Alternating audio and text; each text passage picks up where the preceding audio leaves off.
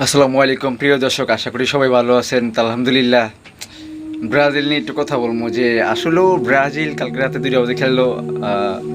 তো আসলেও যে ব্রাজিল খুব ভালো খেলছিল। কেউ চায় না যে আমরা হেরে যাই বা এত বছর পরে বিশ্বকাপ ফাইনাল খেলাতে। তো কেউ চায় না, কোনো দলই চাইবে না যে আমরা মানে হেরে যাই বা মানে পরাজিত হই। তা আসলে কালকে কিছু খেলা দেখার পরে যে ব্রাজিল হেরে গেল, তখন দেখলাম যে অনেক মানুষ কান্দার ঢল হয়ে পড়লো। তা আসলে একটা জিনিস আমার মাথায় ঢোকে না যে কান্নার কি আছে, খেলায় তো হার জিত অবশ্যই আছে, খেলা মানেই তো হার জিত, ঠিক না? আর এই ভিডিওটা বানানোর উদ্দেশ্য হয়েছে কি, আমার একটা ফ্রেন্ড আছে ফেসবুক থেকে টিকটক থেকে পরিচয়, আমাদের এলাকার নয়ন ভাই, নয়ন খান। সে ওটা ভালো কন্টেন্ট ক্রিয়েটার, ভালো ভিডিও বানায়। সে দেখলাম ফেসবুকে আইসা লাইভ এসে কান্নাকাটি করতেছে যে মানে একটা এরকম একটা মিউজিক সেট করছে যে মানে মিউজিক লাগাইছে যে আসলে ভিডিওটা দেখতেই ইচ্ছে হয়। তা আমি মনে করি যে ব্রাজিল হাইরা গেছে, এটা নিয়ে অনেক মানুষ কান্নার ঢল বয়ে পড়ছে, ছেড়ি ছেঁড়া অনেক মানুষই কান্না করতেছে। আমি একটা জিনিস আমার মাথায় বুঝে আসে না যে কান্না করার কি আছে এখানে। তো কান্না করার কিছু নেই, খেলা মানেই হার জিত, অবশ্যই ঠিক না? খেলা মানেই হার জিত। আর যেই দলের লড়াই খেলছে তারা অবশ্য ভালো খেলে, তারা মুসলমান কান্ট্রির মানুষ, ভালো খেলে। তারা, আমার একটা জিনিস সবচেয়ে বেশি ভালো লাগছে যে তারা এই ম্যাচ খেলার আগে তারা মক্কা থেকে ঘুরে আইছে, হজ করে আইছে, উমরা হজ করে আইছে, তারা আল্লাহর কাছে কাকুতি মিনতি করে আইছে। তাই আল্লাহ তাদের সাহায্য করছে।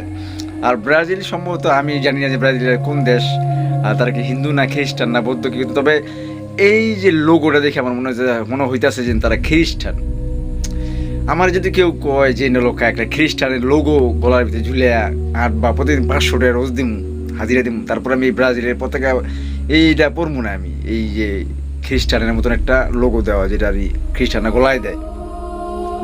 তা আসলেও একটা জিনিস আমার মাথায় ঢোকে না, যদিও ব্রাজিল ভালো খেলছে, তারা মানে মানে আপ্রাণ চেষ্টা করছে যে খেলাটা টিকা রাখার জন্য, তবুও পারে নাই। আর অনেক মানুষ, অনেক মেয়েরা বলতেছে যে নিউমারে বাল ফ্লাইতে নামছে লোকা হাফ টাইমের পরে, আগে কি করছে চুল বাল ছিঁড়ছে কিনে, অনেক মেয়ে এগুলো বলতেছে, সোশ্যাল মিডিয়ায় এই কথাগুলো ভাইরাল হয়েছে। তা আসলে একটা কথা কি যে যারা বোঝে না, একটা দল যখন মাঠে নামে তারা সবাই চায় যে আমরা ভালো খেলি বা আমরা গোল দিয়ে যাই, সব দলই চায়। ব্রাজিল আর একটা কী দল তাদের সঙ্গে খেলছে জানি না, তবে আসলে আমি খেলা দেখি নাই, ওর জন্য আমি জানিও না। তবে আসলেও কান্না করার কিছু নাই। হয়তো আর্জেন্টিনা আমি আর্জেন্টিনা সাপোর্ট করি, তাই যে আর্জেন্টিনা যে বিশ্বকাপ উঠবো বা সামনে যে তাদের যে খেলা আছে, তারা যে খেলায় পাস করবো, এর কোনো গ্যারান্টি নেই, এর কোনো বেলিভিশন নেই। তাই আর্জেন্টিনাও পরে যেতে পারে, তাই বলে কি আমি কান্না করি? অসম্ভব।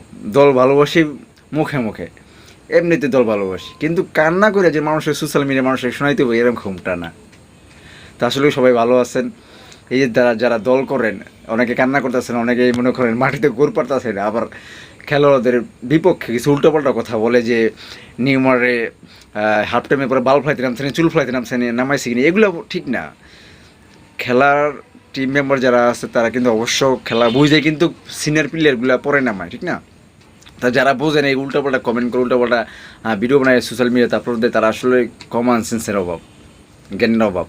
খেলোয়াড় সবাই চায় যে তারা খেলুক, সাকসেস হোক। যারা বোঝে না তারা এই নেগেটিভ প্রশ্ন করে। আসসালামু আলাইকুম, আশা করি সবাই ভালো থাকবেন, সুস্থ থাকবেন, ব্রাজিলের সঙ্গেই থাকবেন।